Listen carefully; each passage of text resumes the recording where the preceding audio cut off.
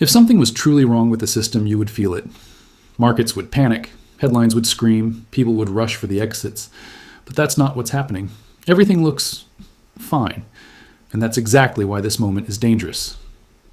Nothing looks wrong. That's the most dangerous part. The US stock market is near all-time highs. Unemployment remains low. The dollar still dominates global trade. Treasuries are still treated as safe. From the outside, the system looks stable. And that's exactly how fragile systems look right before they change.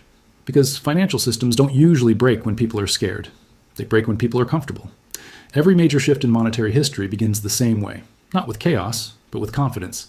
Confidence that this time is different. Confidence that institutions are stronger. Confidence that technology has solved old problems. Today's confidence comes from data, algorithms, and central banks. We believe risks are visible, manageable, contained. But markets don't move on data alone. They move on human behavior. And human behavior hasn't changed in hundreds of years. At the start of every cycle, investors are cautious. They remember the last crisis. They demand safety. They avoid risk. Then markets rise. Slowly at first, then faster. Confidence builds. Fear fades. And eventually, risk stops feeling like risk. That's when people stop asking, what could go wrong? And start asking, why would anything go wrong? That question has been asked many times in U.S. history, before 1929, before 2000, before 2008. Each time the answer was the same. Not immediately, not dramatically, but structurally. Because the real danger isn't what people see. It's what they stop seeing. Right now, the dollar looks strong because it still functions. It still clears trades. It still settles debts. It still anchors markets. But strength is not just about function. It's about trust.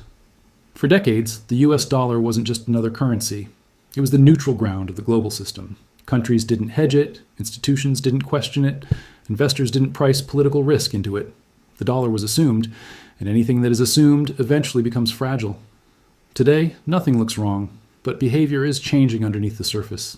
Hedging is increasing, reserve strategies are shifting, risk is being priced quietly, not because the dollar is collapsing, but because it is no longer unquestioned.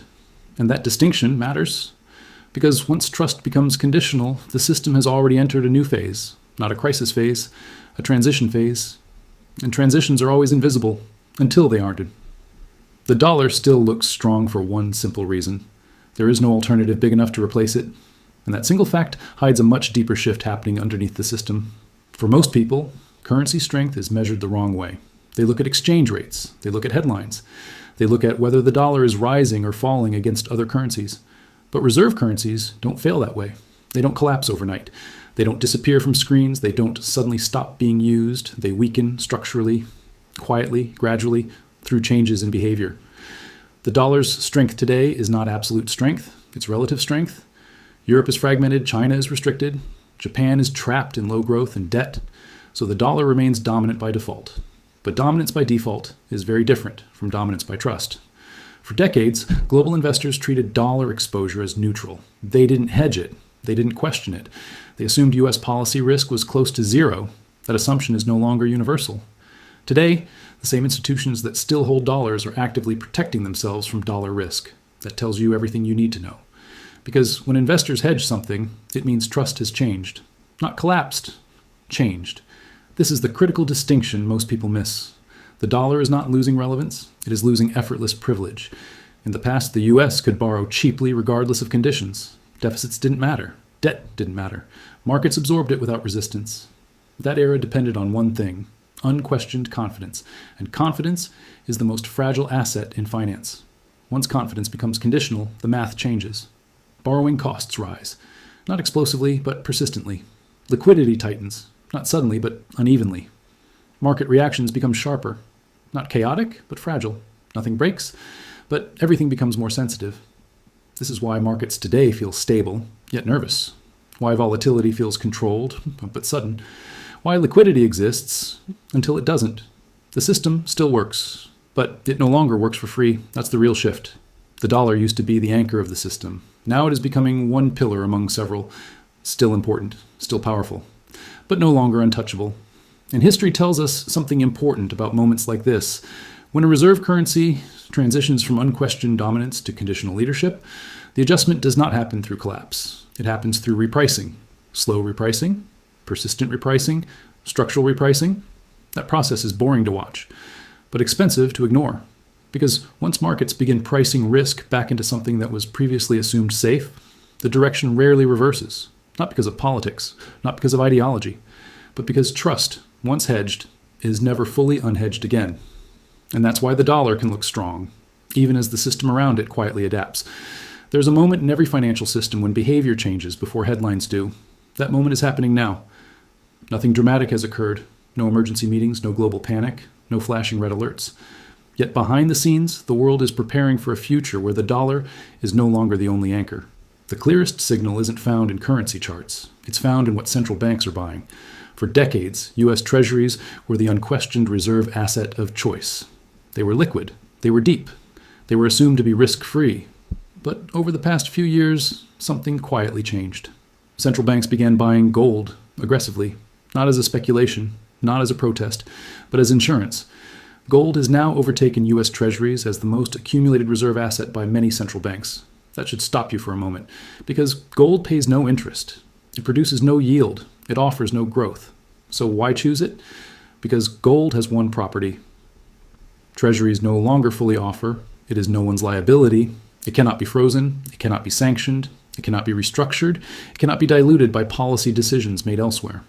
This shift isn't ideological. It's defensive. Countries aren't abandoning the dollar. They're protecting themselves from concentration risk. And that distinction matters. In the old system, the dollar wasn't just money, it was infrastructure, trade, debt, payments, reserves. Everything ran through one channel. That created efficiency, but also dependency. Today, nations are building parallel systems. Local currency trade agreements, alternative payment rails, bilateral settlement systems, reduced exposure to legacy clearing networks. None of this replaces the dollar. It bypasses it selectively. And that's far more important, because systems don't fail when alternatives are better. They fail when alternatives become acceptable.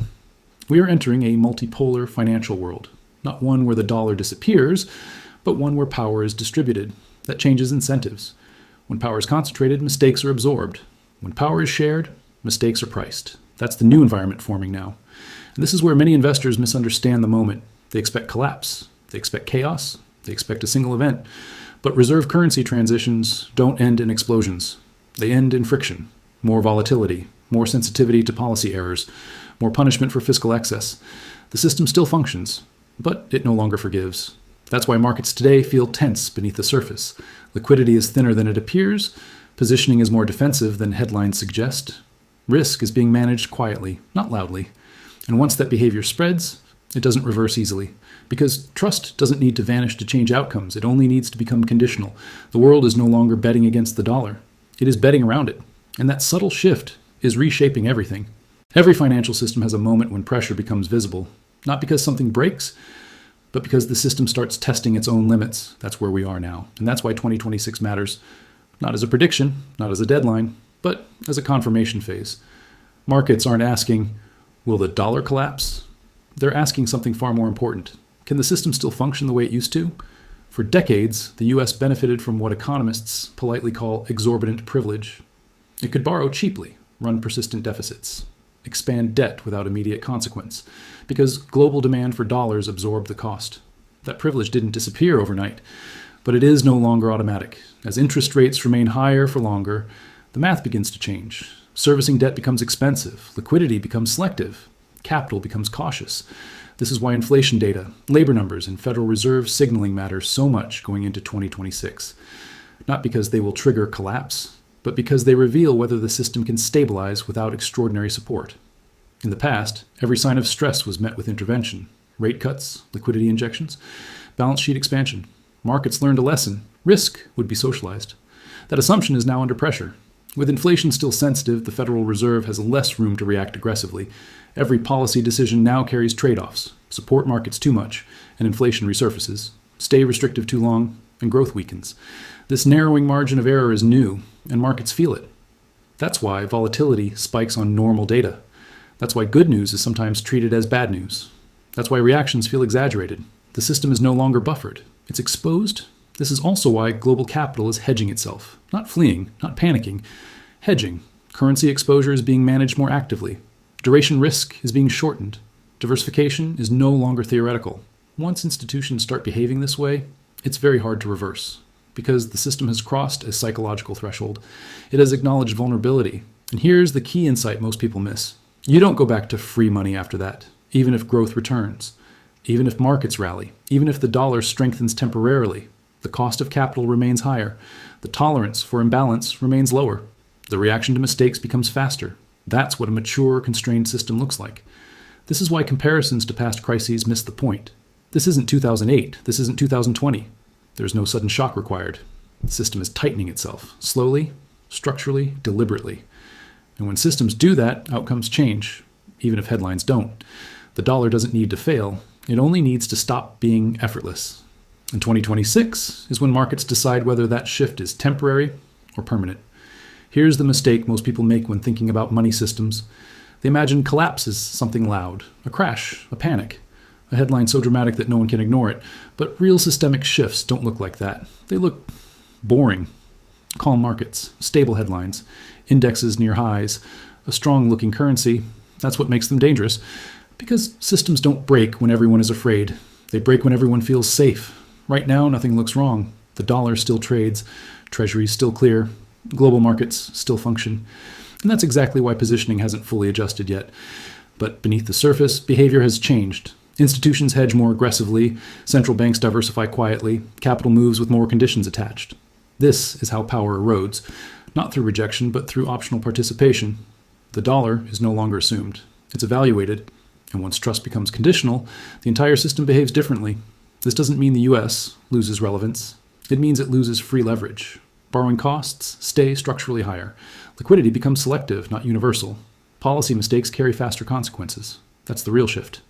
In the old world, imbalances could grow for years before markets reacted. In the new world, reactions happen earlier. Smaller errors matter more. Timing becomes unforgiving. Confidence is thinner. This is why markets feel jumpy even when data looks fine. The system is no longer absorbing stress. It's transmitting it. And here's the part most people won't like. You don't get warnings when this phase ends. There's no bell, no announcement, no official declaration that says the old rules are over. Instead, one day you realize that rallies don't feel the same, that recoveries take longer, that policy tools don't calm markets like they used to. That's not collapse. That's a regime change.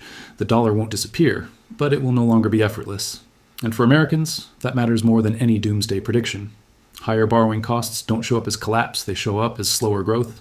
Tighter liquidity doesn't show up as panic, and it shows up as fewer second chances. Fragile confidence doesn't show up as chaos, it shows up as sharper corrections. This is why understanding structure matters more than predicting events. Events are noise. Structure is destiny. If you wait for headlines to tell you something changed, you're already late. Because by the time systems admit stress, markets have already priced it. The most important lesson isn't that the dollar is weak. It's that strength now comes with conditions. And systems built on assumptions struggle when assumptions expire. History doesn't repeat itself perfectly, but it always rhymes. If you understand the pattern, you stop reacting to fear and start reading the system. That's where real advantage begins. Thank you.